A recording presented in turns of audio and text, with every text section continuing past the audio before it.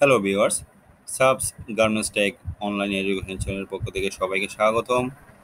আজকে আমরা আপনাদের সামনে উপস্থিত হয়েছি টোটাল গার্মেন্টস সেক্টরে এমব্রয়ডারি সেকশন নিয়ে। এমব্রয়ডারি সেকশনের পূর্ণাঙ্গ টিউটোরিয়ালস নিয়ে আজকে আপনাদের সামনে যে টপিকস নিয়ে আমরা আলোচনা করব।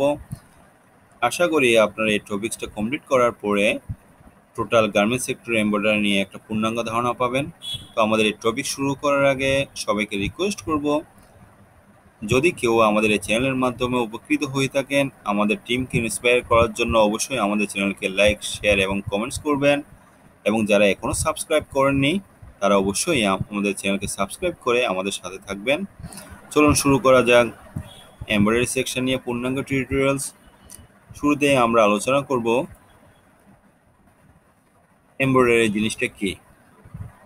এমব্রয়ডারি হচ্ছে একটা ডিজাইন যেটা ফেব্রিক বা অন্য মেটেরিয়ালসের উপর আমরা থ্রেড এবং নিডেল ইউজ করে থাকি। এমব্রয়ডারির মাধ্যমে আমরা কি কি ইউজ করতে পারি? এমব্রয়ডারির মাধ্যমে আমরা পার্লস, বিডস, সিকোয়েন্স এই সমস্ত আইটেমগুলো অ্যাড করতে পারি বা অ্যাটাচ করতে পারি। বিভিন্ন ডিজাইন করতে পারি, ডিজাইন ক্রিয়েট করতে পারি ফেব্রিকের উপরে আপনার নিডেল এবং থ্রেড ইউজ করে। তো গার্মেন্টস সেক্টরে আপনার বিভিন্ন ধরনের আপনার এমব্রয়ডারি ডিজাইন ইউজ করা হয়, বিভিন্ন ধরনের এমব্রয়ডারি টাইপস ইউজ করা হয়। সেই ব্যাপারে আজকে আপনাদের সামনে আমরা বিস্তারিত আলোচনা করব। শুরুতে আমরা আলোচনা করব white work embroidery. White work embroidery কোনগুলো? হোয়াইট ওয়ার্ক এমব্রয়ডারিগুলো হচ্ছে যদি হোয়াইট কালারের ফেব্রিকের উপরে হোয়াইট কালারে যদি আপনার স্টিচের মাধ্যমে আপনার এমব্রয়ডারিটা করা হয়, এই ধরনের হোয়াইট কালারের ফেব্রিকের উপরে যদি হোয়াইট এমব্রয়ডারিটা হয়, সেম কালারের ফাউন্ডেশনের উপরে সেম কালারের এমব্রয়ডারি, এই ধরনের ডিজাইনগুলোকে বলা হয় হোয়াইট ওয়ার্ক এমব্রয়ডারি। তো এটা নর্মালি আপনার হার্ড অ্যাঙ্গার হতে পারে, সারফেস এমব্রয়ডারি হতে পারে, হেডি এই ধরনের ডিজাইনগুলো হতে পারে। তো হার্ড অ্যাঙ্গার কোনগুলা, সারফেস কোনগুলা এবং হেডি ডিজাইন কোনগুলো সেটা সেই ব্যাপারে আমরা পরে আলোচনা করছি। তারপরে হচ্ছে ক্যান্ডেল হুইক এমব্রয়ডারি। ক্যান্ডেল হুইক এমব্রয়ডারি কোনগুলো? ক্যান্ডেল হুইক এমব্রয়ডারিগুলো হচ্ছে নর্মালি আনব্লিস্ট মসলিন ফেব্রিকের উপরে যদি আনব্লিস্ট কটন থ্রেড ইউজ করে স্টিচিং করা হয়, সেই ধরনের ডিজাইনগুলোকে বলা হয় ক্যান্ডেল হুইক এমব্রয়ডারি। এই এমব্রয়ডারির মাধ্যমে আপনার গ্রুপ অফ কলোনিয়াল নটস মাধ্যমে আপনি কি করতে পারেন? একটা ইন্ট্রিকেট প্যাটার্ন ডিজাইন করতে পারেন। তো এই ধরনের আনব্লিস্ট মসলিন ফেব্রিকের উপর যদি আনব্লিস্ট কটন থ্রেডের মাধ্যমে আপনি স্টিচ করে থাকেন, সেই ধরনের ডিজাইনগুলোকে আমরা নর্মালি ক্যান্ডেল হুইক এমব্রয়ডারি বলে থাকি। তারপর যে ক্রস স্টিচ এমব্রয়ডারি কোনগুলো? ক্রস স্টিচ এমব্রয়ডারিগুলো হচ্ছে এরকম, এটা একটা কম্পোজিট স্টিচ যার মাধ্যমে আপনি দুটা ডায়াগোনালি স্টিচ করতে হয়। এই দুইটা ডায়াগোনাল স্টিচ যেটা এক্স ফর্মে আমরা ফেব্রিকের উপর করে থাকি, এই ধরনের ডিজাইন যদি আমরা করে থাকি সেটাকে আমরা ক্রস স্টিচ এমব্রয়ডারি বলি। নর্মালি এটা পপুলার হচ্ছে একটা কাউন্ট থ্রেড এমব্রয়ডারি হিসাবে। তো ফুল থ্রেড এমব্রয়ডারি কোনগুলো? ফুল থ্রেড এমব্রয়ডারিগুলো হচ্ছে নর্মালি যখন আমাদের ফেব্রিকের মাধ্যমে এমন এমব্রয়ডারি ডিজাইন করতে হবে যার মাধ্যমে আমাদের ফেব্রিকের উপর কি রাখতে হবে? একটা এমব্রয়ডারি একটার থেকে একটা পোর্শনে গ্যাপ থাকতে হবে, এয়ারি ফিলিং থাকতে হবে এবং লেসে একটা ডিজাইন ক্রিয়েট করতে হবে। ব্যান্ড দরকার হবে, বর্ডার দরকার হবে, হ্যামস দরকার হবে। এই ধরনের ডিজাইনের জন্য আমরা যে ধরনের ডিজাইন ইউজ করে থাকি সেই ডিজাইনটা আমরা বলি ফুল থ্রেড এমব্রয়ডারি। এটা নর্মালি কাউন্টার থ্রেড টেকনিক হিসেবেও পরিচিত। তো আমরা দেখুন একটা ডিজাইন থেকে একটা ডিজাইনের গ্যাপ এবং এখানে লেস ডিজাইন ক্রিয়েট করা হচ্ছে, তা ব্যান্ড বা বর্ডার বা হ্যাম ক্রিয়েট করা হচ্ছে। এই ধরনের ডিজাইনগুলো আমরা ফুল থ্রেড এমব্রয়ডারিতে পেয়ে থাকি। তারপর হচ্ছে শুরুতে বলছিলাম হেডিও এমব্রয়ডারি কোনগুলো, সেগুলো পড়া করবে। হেডিও এমব্রয়ডারিগুলো হচ্ছে এই ধরনের ডিজাইন আপনার একটা ইয়ারে ফিল্ডিং থাকবে, গ্যাপ থাকবে। এই ধরনের যদি ডিজাইনগুলো হয় নর্মালি হোয়াইট কালার ফেব্রিকের উপরে হোয়াইট কালারের এমব্রয়ডারি, এটা হোয়াইট ওয়ার্ক এমব্রয়ডারি হিসেবেও পরিচিতি লাভ করছে। এবং নর্মালি এটা ডেনমার্কের অরিজিনালের হিসেবে বা ডেনমার্কের ডিজাইন হিসেবে এটাকে কাউন্ট করা হয় এবং ধারণা করা হচ্ছে এটা 1500 শতাব্দীর দিক থেকে এই ডিজাইনটা চলে এসছে।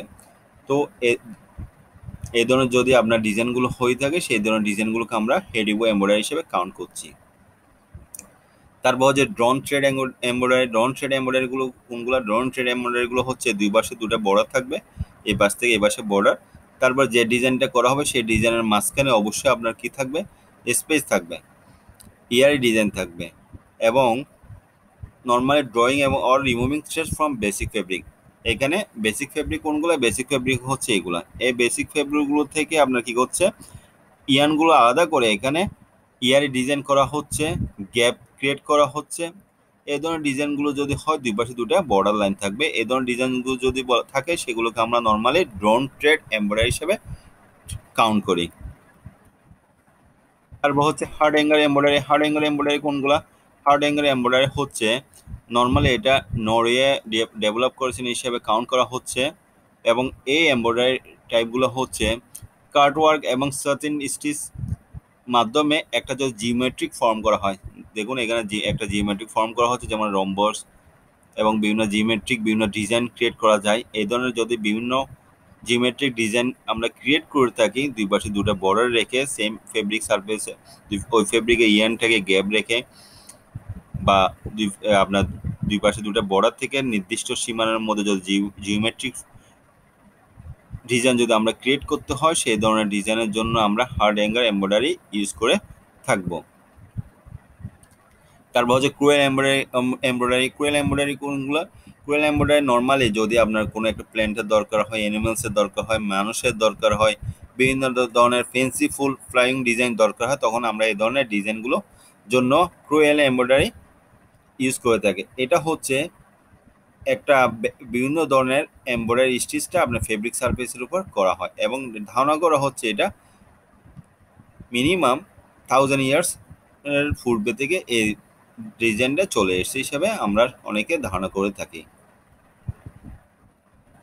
তারপর হচ্ছে সারফেস এমব্রয়ডারি। সারফেস এমব্রয়ডারি কোনগুলো? সারফেস এমব্রয়ডারি হচ্ছে নর্মালি আপনার ফেব্রিকের উপরে সারফেসের মানে ফেব্রিক সারফেসের মধ্যে আপনার বিভিন্ন ধরনের ডেকোরেটিভ স্টিচ এবং বিভিন্ন ধরনের ডেকোরেটিভ ডিজাইন করা হয়। এটা যদি ডেফিনেশন খোঁজার চেষ্টা করি, ডেফিনেশনটা হচ্ছে this is refers to any types of embroidery where the pattern is worked by the use of decorative stitches and laid thread on top of the foundation of fabric. তার মানে বিভিন্ন ধরনের ডেকোরেশন ডিজাইন করা হচ্ছে কোথায়? Fabric সারফেসের উপরে, সেই কারণে এটাকে সারফেস এমব্রয়ডারি হিসেবে কাউন্ট করা হচ্ছে। তারপর হচ্ছে gold work embroidery. Gold work এমব্রয়ডারিটা অনেকে দেখেছেন, সেটা হচ্ছে নর্মালি একটা আপনার গোল্ড ডিজাইন মানে গোল্ড কালারের ডিজাইন। এটা কিন্তু কোনো গোল্ড ফাইবার না, এটা হচ্ছে গোল্ড কোটেড ফাইবার। এই গোল্ড কোটেড ফাইবারের মাধ্যমে মেটাল ফাইবার ইউজ করে আমরা কি করে থাকি? এই ধরনের ডিজাইনগুলো করে থাকি। এটা গোল্ড কালার বলে, সেই কারণে এটাকে গোল্ড ওয়ার্ক এমব্রয়ডারি হিসেবে কাউন্ট করা হচ্ছে।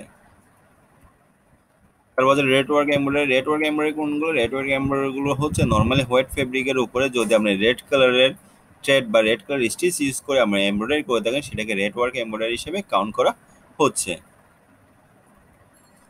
তারপর হচ্ছে ব্ল্যাক ওয়ার্ক এমব্রয়ডারি কোনটা? ব্ল্যাক ওয়ার্ক এমব্রয়ডারিটা নর্মালি আপনার স্পেনের থেকে এটার প্রচলনটা শুরু হয়েছে বলে অনেকে ধারণা করেন। সেটা হচ্ছে সলিড কালার ফেব্রিকের উপরে অথবা হোয়াইট কালার ফেব্রিকের উপরে যদি ব্ল্যাক কালারের থ্রেড দিয়ে স্টিচ করা হয়, সেই ধরনের এমব্রয়ডারিগুলোকে বা ডিজাইনগুলোকে ব্ল্যাক ওয়ার্ক এমব্রয়ডারি হিসেবে কাউন্ট করা হচ্ছে। তারপর হচ্ছে blue work embroidery. Blue work এমব্রয়ডারিটা হচ্ছে নর্মালি আপনার এটা ক্রস স্টিচ বা কোয়েল স্টিচও হতে পারে, কিন্তু হোয়াইট বা সলিড কালার ফেব্রিকের উপরে যদি আপনি ব্লু কালারের ইয়ান বা স্টিচ দিয়ে এমব্রয়ডারি করে থাকেন বা ডিজাইন করে থাকেন, সেই ধরনের ডিজাইনগুলোকে ব্লু ওয়ার্ক এমব্রয়ডারি হিসেবে কাউন্ট করা হচ্ছে। তারপর হচ্ছে সাসিকো এমব্রয়ডারি। সাসিকো এমব্রয়ডারিটাকে নর্মালি আমরা জাপানি একটা টেকনিক হিসেবে কাউন্ট করছি। সেটা হচ্ছে নর্মাল একটা স্টিচ এমব্রয়ডারি, নর্মাল স্টিচের মাধ্যমে আপনি একটা প্যাটার্ন বা ডিজাইন আপনার ব্যাকগ্রাউন্ডের উপর প্রতিস্থাপন করছেন। এই ধরনের ডিজাইনগুলোকে বলা হচ্ছে সাসিকো এমব্রয়ডারি। তো আশা করি গার্মেন্টস সেক্টর আমরা যে কয় ধরনের এমব্রয়ডারি টাইপস বা এমব্রয়ডারি ইউজ করে থাকি সেই ব্যাপারে আপনি একটা ধারণা পেয়েছেন। এখন আমরা চলুন জানি কিভাবে আমরা এমব্রয়ডারিগুলোর কোয়ালিটি চেক করব। প্রথমে হচ্ছে আমরা অ্যাডভাইস করে থাকি গার্মেন্টসের এমব্রয়ডারি চেকের জন্য অবশ্যই কোনো অবস্থাতেই আপনার আইটেমগুলা বা প্যানেলগুলো যেন গার্মেন্টস সুইং না হয়। গার্মেন্টস সুইং করার আগে আপনাকে ইনলাইনে আপনার কোয়ালিটিটা চেক করতে হবে। প্রথমে যে প্যানেলগুলো এমব্রয়ডারি থেকে আসবে সেটা আপনাকে মেটাল ডিটেক্টর দিয়ে চেক করতে হবে, যাতে আপনার ওই এমব্রয়ডারি প্যানেলের মধ্যে কোনো ধরনের মেটাল বা নিডেলের ব্রোকেন ফ্র্যাগমেন্ট না থাকে, সেইভাবে আপনাকে এনশিওর হতে হবে। তারপর সেকেন্ড হচ্ছে আপনাকে কোয়ালিটি চেক করতে হবে। কোয়ালিটির মাধ্যমে আমরা পরে আলোচনা করবো কি কি কমন ডিফেক্টস পাওয়া যায়, সেই ডিফেক্টসগুলো যাতে আপনার এমব্রয়ডারিতে না থাকে বা আপনার এমব্রয়ডারি প্যানেলটা যেন ওই ধরনের ডিফেক্টস ফ্রি থাকে সেই ব্যাপারে আপনাকে এনশিওর করতে হবে। কারণ আপনার ওটা যদি প্রসেসে লেগে যায় বা সুইং করে পেলেন কোনো প্রোডাক্টে, তাহলে আপনার রিওয়ার্ক চার্জ ক্রিয়েট হবে, তার মানে আপনার খরচটা আরও বেড়ে যাবে। সেই কারণে অবশ্যই আমরা অ্যাডভাইস করে থাকি আপনি সুইং করার আগে এমব্রয়ডারি প্যানেলটা অবশ্যই আপনার ফ্যাক্টরি ইন হাউস হওয়ার পরে অবশ্যই এমব্রয়ডারি প্যানেলটা ম্যানুয়াল ডিরেক্টর এবং কোয়ালিটি চেকটা করে নেবেন। তারপর হচ্ছে এমব্রয়ডারি প্যানেলের এন্ড যে থ্রেডের মাথাটা থাকবে সেই থ্রেডের এন্ড ধরে কখনো টান দিবেন না, কারণ থ্রেডের এন্ড ধরে টান দিয়ে যদি কোয়ালিটি চেক করতে যান তাহলে এমব্রয়ডারি আপনার ওই সময় না উঠলে ওয়াশের পরে এটা স্টিচ উঠে যাওয়ার সম্ভাবনা থাকে এবং স্টিচে লুজ হয়ে যায়। সেই কারণে থ্রেডসের এন্ড ধরে কখনো টান দিয়ে আপনি টেস্ট বা কোয়ালিটি চেক করবেন না। যে থ্রেডটা ইউজ করবেন সেই থ্রেডের আপনার ডিউরেবিলিটি টেস্ট করতে হবে, মিনিমাম 1.5 LBS ফোর্সের ধারণ ক্ষমতা ওই থ্রেডের থাকতে হবে। যদি আপনি পম ইউজ করেন সেই পম আপনি যে থ্রেড দিয়ে স্টিচ করে লাগাবেন না কেন আপনাকে পমে রেস্টেন্টটা মিনিমাম 1.5 LBS এর ফোর্স নিতে হবে। তাহলে এখানে দুটো জিনিস, একটা হচ্ছে আপনি যে থ্রেড দিয়ে এমব্রয়ডারি করবেন সেই থ্রেডের ডিউরেবিলিটি টেস্টে 1.5 LBS কি থাকতে হবে, ধারণ ক্ষমতা থাকতে হবে মিনিমাম। এবং পম যে লাগাবেন পমের ফোর্স বা ফুল টেস্ট আপনাকে মিনিমাম 1.5 LBS পর্যন্ত ধারণ ক্ষমতা থাকতে হবে। যদি না বুঝেন বা কিভাবে করতে হবে সেই ব্যাপারে আপনারা যদি আরও গাইডলাইন থাকে অবশ্যই আমাদের সাথে কমেন্টস করে জানাবেন, আমরা আরও বিস্তারিত আপনাদেরকে বোঝানোর চেষ্টা করব। এখন আসুন ওভার দ্য ব্যাকিং বা ওটিবি বা ব্যাকিং কীভাবে আমরা লাগাবো সেই ব্যাপারে আপনাদের সামনে আমরা গাইডলাইন দেওয়ার চেষ্টা করব। প্রত্যেকটা এমব্রয়ডারির পেছনের পার্টে আপনারা জানেন আমরা এমব্রয়ডারি ব্যাকিং ইউজ করে থাকি, অনেকে এটাকে ওটিবি বলে থাকেন, ওভার দ্য ব্যাকিং বলে থাকেন। সেই ব্যাকিংটা লাগানোর একটা গাইডলাইন আছে, সেই ব্যাপারে আপনাদেরকে অ্যাডভাইস করবো। আমরা অবশ্যই এমব্রয়ডারির চারিপাশে মিনিমাম হাফ ইঞ্চি আপনাকে কী থাকতে হবে, বাড়তি রাখতে হবে। এবং যে মেশিন দিয়ে আপনি এই লাইনিংটা লাগাবেন সেই মেশিনটা অবশ্যই ডুয়েল টেম্প প্রেশার এবং টেম্পারেচার অবশ্যই আপনার সাপ্লাই ডায়রা শিট মেনটেন করে আপনাকে মেশিনটা অ্যাডজাস্ট করতে হবে। কোনো অবস্থাতে হ্যান্ড আয়রন দিয়ে ওটিবি বা বেকিং লাগানোর জন্য আমরা অ্যাডভাইস করে থাকি না, সেটা অবশ্যই আপনার একটা নন কমপ্লাইন্ট ইস্যু। সেই কারণে আপনার ওটিবি লাগানোর জন্য অবশ্যই হিটসিল মেশিন বা ফ্রিজিং মেশিন আপনাকে ইউজ করতে হবে। এবং যে বেকিংটা লাগাবেন সেটা অবশ্যই আপনাকে মিনিমাম এমব্রয়ডারি থেকে হাফ ইঞ্চি বাড়তি রাখতে হবে। যদি আপনার দুই পাশে মানে লেফট টু রাইট দুই সাইডে আপনার স্টিচের দরকার হয় বা কাস্টমার রিকোয়ারমেন্ট থাকে অবশ্যই টপ সাইড স্টিচ করে দিবেন। আর যদি টপ সাইড বা উপরের প্রান্তে এবং নিচের প্রান্তে আপনার স্টিচের জন্য অ্যাডভাইস করে থাকেন তাহলে লেফট এবং রাইটে দুই সাইডে স্টিচের দরকার নেই। হয়তো আপনার ছবি দেখলে আরও ক্লিয়ার হবেন। সেটা হচ্ছে দেখুন এমব্রয়ডারির চারিপাশে মিনিমাম হাফ ইঞ্চি ডিস্টেন্স আপনাকে কী রাখতে হবে, হাফ ইঞ্চি বেশি আপনাকে এমব্রয়ডারির জন্য যে ব্যাকিংটা ইউজ করবেন সেটা রাখতে হবে। তারপর হচ্ছে যদি আপনার দুই সাইডের জন্য কাস্টমার রিকোয়ারমেন্ট থাকে দুই সাইডে আপনাকে স্টিচিং করার, টপ সাইডেও আপনাকে স্টিচিং করতে হবে। আর যদি টপ এবং বটমে যদি স্টিচিংয়ের জন্য অ্যাডভাইস করে থাকে তাহলে লেফট এবং রাইট দুই সাইডে আপনার স্টিচের আর দরকার নেই। তাহলে আপনারা আশা করি বুঝছেন কীভাবে আপনারা ব্যাকিংটা ইউজ করবেন। এবার আমরা নর্মালি গার্মেন্টস সেক্টরে কী ধরনের ডিফেক্টসগুলো পাই সেগুলো নিয়ে আমরা আলোচনা করব। শুরুতে আমরা যেটা নিয়ে আলোচনা করবো সেটা হচ্ছে বাঞ্চিং অ্যাট কর্নার্স, তার মানে লেটারিংয়ের পাশাপাশি বাঞ্চিং হয়। সেটা কেন হয়, সেটা হচ্ছে প্রপার অ্যাডজাস্টমেন্টের কারণে এই জিনিসগুলো হয়ে থাকে। যদি আপনার অ্যাপ্রোপ্রিয়েট স্টিচ সিলেকশনটা যদি রং হয়, not using short stitch in corner, যদি আপনার 4 স্টিচ ব্যালেন্স থাকে তাহলে মানে থ্রেডটা যদি লুজ হয় সেক্ষেত্রে আপনার কী হয়, এই বাঞ্চিংটা হয়ে থাকে। সেটার জন্য আপনার অবশ্যই প্রপার অ্যাডজাস্টমেন্টটা দরকার হয়। তাহলে এই ধরনের যদি লেটারিংয়ের কর্নার যদি আপনার থ্রেড যদি গুচ্ছ থাকে তাহলে এই ধরনের ডিফেক্টগুলোকে আমরা কি বলি, বাঞ্চিং এট কর্নার্স।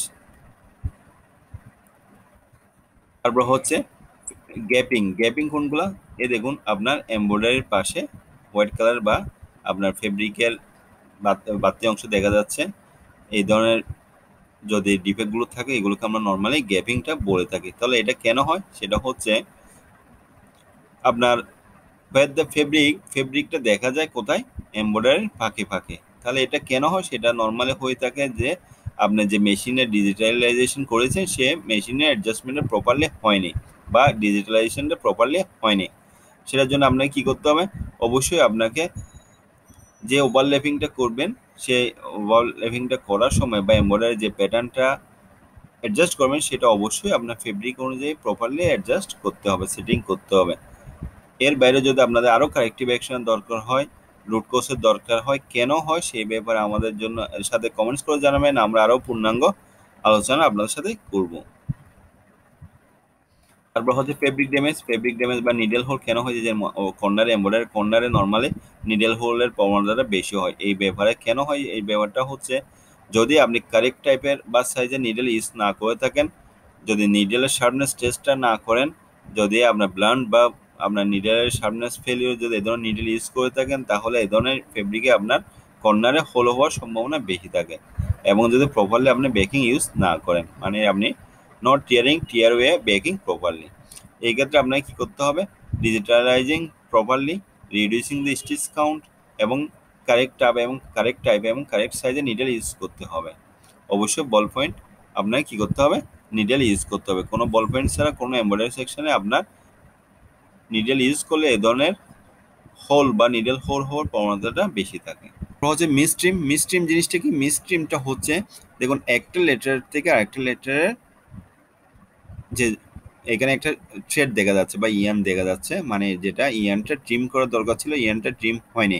এটা কেন হয়, নর্মালি হচ্ছে আপনি যেখানে আপনার যখন নাইফটার রিপ্লেসের দরকার ছিল তখন আপনি নাইফটা রিপ্লেস করেননি, এবং আপনার লেটারিংয়ের যে স্টিচের ডেন্সিটিগুলো বা স্টিচিংয়ের জন্য যেভাবে আপনার ট্রিমসের প্রপারলি মেশিনটা অ্যাডজাস্ট করা দরকার ছিল, তখন সেই অনুযায়ী আপনি মেশিনের স্টিচগুলো টেনশনগুলো সেইভাবে আপনি অ্যাডজাস্ট করেননি।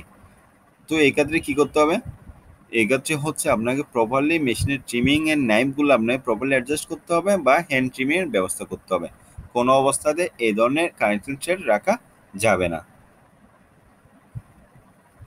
তারপর হচ্ছে পুয়ার হোপিং হচ্ছে, এটা হয়তো ছবিতে ক্লিয়ারলি বোঝা যাচ্ছে, সেটা হচ্ছে কিন্তু একটা এমব্রয়ডারির মধ্যে দেখবেন একটা এমব্রয়ডারি একটা লেটার থেকে আরেকটা লেটারের মাঝখানে ফেব্রিকগুলো কুঁচকে যায় বা ফ্লাফি ভাব আসে, এই ধরনের ডিফেক্টগুলোকে বলা হয় পুয়ার হোপিং। যদি একটা এমব্রয়ডারি একটা লেটার থেকে আরেকটা লেটার বা একটা ডিজাইন থেকে আরেকটা ডিজাইনের যে মধ্যবর্তী ফেব্রিকটা থাকে সেটা কুঁচকে যাওয়া বা লুজ হওয়া বা ফ্লাফিনেস আসা, এই ধরনের ডিফেক্টগুলোকে আমরা বলি ফোর হোপিং। এটার জন্য আমরা কি করতে হবে, এটার মধ্যে রুট কজ হচ্ছে আমরা যে বেকিংটা ইউজ করেন সেই বেকিংটা অ্যাডজাস্টমেন্ট প্রপারলি ইউজ করেন নাই। বেকিংটা আপনাকে ফেব্রিকের টেনশনে রিল্যাক্স করে বেকিংটা ইউজ করতে হবে এবং বেকিংটা আপনাকে অ্যাটাচমেন্ট করতে হবে, তাহলে এই ফোর হোপিং থেকে আপনি রেহাই পাবেন। তারপর হচ্ছে এমন পুয়ার রেজিস্ট্রেশন জিনিসটা কি, পুয়ার রেজিস্ট্রেশনটা হচ্ছে আপনার স্টিচ এবং ডিজাইনগুলো প্রপারলি লাইন আপ হয় না। মনে করেন স্টিচ এবং ডিজাইন এই যে এই লাইন আপগুলো প্রপারলি হচ্ছে না, যেমন এই যে ফেব্রিকের এখানে যে ওয়েলস হিসাব করেন আপনি, ওয়েলস অনুযায়ী ফেব্রিকের ডিজাইনগুলো অ্যালাইনমেন্ট ঠিক নাই। যদি এমব্রয়ডারির স্টিচের অ্যালাইনমেন্টগুলো ফেব্রিকের ওয়ে অনুযায়ী ঠিক না থাকে, তখন আপনার ধরনের ডিফেক্টগুলোকে আমরা পুয়ার রেজিস্ট্রেশন হিসেবে কাউন্ট করে থাকি। তো এটা কিভাবে আমরা রিমুভ করতে পারি, সেটা হচ্ছে আপনাকে ফেব্রিকটা যে প্রেশার বিটের নিচে বা যেখানে আপনি ফেব্রিকটা রাখবেন বা এমব্রয়ডারির জন্য যেখানে ফেব্রিকটা সেট করবেন সেটার ফেব্রিকের ওয়েটা যেন ওকে থাকে, অতিরিক্ত টাইট বা লুজ না থাকে, এবং যখন বেকিং লাগাবেন সেই বেকিংটা যেন আপনার লাগানোর সময় ফেব্রিকের টেনশন যেন টাইট এবং লুজ না থাকে, তখনই আপনার এই সমস্ত পুয়ার রেজিস্ট্রেশন প্রবলেম থেকে আপনি বা পুয়ার হোপিং প্রবলেম থেকে আপনি রেহাই পাবেন। পুয়ার হোপিং এবং পুয়ার রেজিস্ট্রেশন দুইটাই কিন্তু অলমোস্ট কাছাকাছি। এখানে কিন্তু পুয়ার হোপিংও আপনার যদি বেকিং ইমপ্রপার অ্যাটাচ করেন, পুয়ার রেজিস্ট্রেশনের ক্ষেত্রেও যদি আপনি বেকিংয়ের ক্ষেত্রে যদি পুয়ার অ্যাডজাস্টমেন্ট থাকে, তখনই আপনার এই ধরনের ডিফেক্ট আসতে পারে। সেই কারণে আপনাকে বেকিং লাগানোর সময় অবশ্যই আপনাকে খেয়াল রাখতে হবে ফেব্রিকের টেনশন যেন টাইটও না হয়, লুজ না হয়, প্রপারলি রিল্যাক্স করে আপনাকে হিট সিলের উপরে প্রেশারাইজ করতে হবে। কোনো অবস্থাতে হ্যান্ড আয়রন দিয়ে আমরা কখনো সাজেস্ট করি না। তারপর হচ্ছে পুয়ার কভারেজ বা পুয়ার স্টিচ ডেন্সিটি, এটা দেখতেই পাচ্ছেন কোথাও একটু বোঝা বা বেশি, এগুলো হচ্ছে আপনার কোথাও লুজ, কোথাও কম। আমরা পুয়ার মেশিন অ্যাডজাস্টমেন্ট মানে স্টিচের ডেন্সিটি অনুযায়ী আপনি প্রপার মেশিনটা সেট করেন না, এই কারণে এই ধরনের ডিফেক্টগুলো হয়ে থাকে। এই ধরনের ডিফেক্টগুলো যদি হয়ে থাকে সেটাকে আমরা বলি পুয়ার স্টিচ ডেন্সিটি। তারপর হচ্ছে poor stitch balance. Poor stitch balance মানে সেম। এখন দেখুন এই যে গ্যাপ, স্টিচের বিভিন্ন ফাঁকে ফাঁকে আপনার গ্যাপ, তার মানে আপনার ইয়ানটা বা থ্রেডটা, এমব্রয়ডারি থ্রেডটা কম। এই জায়গায় যদি আমরা সাপোজ যদি আমরা এখানে ধরি একটা লেটারের মধ্যে এখানে আছে 212টা স্টিচ, তাহলে এখানে আছে 170টা সাপোজ। মানে এখানে চেয়ে আপনার যেখানে আপনার মার্ক করা আছে ওই জায়গায় আপনার স্টিচের ডেন্সিটি কম বা স্টিচের পরিমাণ কম। এই ধরনের ডিফেক্টগুলো যদি হয়ে থাকে সেটাকে আমরা বলি পুয়ার স্টিচ ব্যালেন্স। কোথাও মোটা, কোথাও চিকন, কোথাও ঠিক, কোথাও থিন। এই ধরনের ডিফেক্ট হলে আমরা বলি পুয়ার স্টিচ ব্যালেন্স। তো এটার জন্য আমাদের কি করতে হবে? এটার জন্য হচ্ছে use quality embroidery needle thread, using quality free wound bobbins and setting machine thread tensions correctly. তারপরে এট লাস্ট হচ্ছে সবার শেষে এমব্রয়ডারি টুথপিক।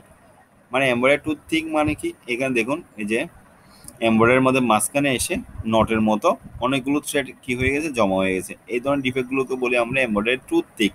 এই ধরনের ডিফেক্টগুলো থেকে আমরা রেহাই পাওয়ার জন্য কি করতে হবে? মেশিনটা ডিজিটাইজিং প্রপারলি করতে হবে, মেকিং শিওর বা make sure stitch is balanced properly, using a smaller thread size and using the correct baking. তাহলে নর্মালি এই চারটা যদি আপনি গাইডলাইন ফলো করেন তাহলে এই এমব্রয়ডারি টুথপিক এই ধরনের প্রবলেম থেকে আপনি রেহাই পাবেন। তো আশা করি আপনারা গার্মেন্টস সেক্টরে কী কী কমন ডিফেক্টসগুলো পাওয়া যায় এমব্রয়ডারির ক্ষেত্রে সেই ব্যাপারে একটা ধারণা পেলেন। এর বাইরে যদি আরও কোনো নতুন নতুন ডিফেক্ট আপনাদের সামনে আসে তাহলে সেই ডিফেক্টসগুলো নিয়ে আমাদেরকে কমেন্টস করুন। আমরা ওই ডিফেক্টস কেন হয় এবং কী করলে এই ধরনের ডিফেক্টস থেকে আপনি রেহাই পাবেন সেই ব্যাপারে পূর্ণাঙ্গ আপনাদেরকে সাহায্য করার চেষ্টা করব। তো আমাদের পরবর্তী টিউটোরিয়াল আসা পর্যন্ত সকলে ভালো থাকুন, সুস্থ থাকুন, নিরাপদে থাকুন। আজকে এই পর্যন্ত, ধন্যবাদ।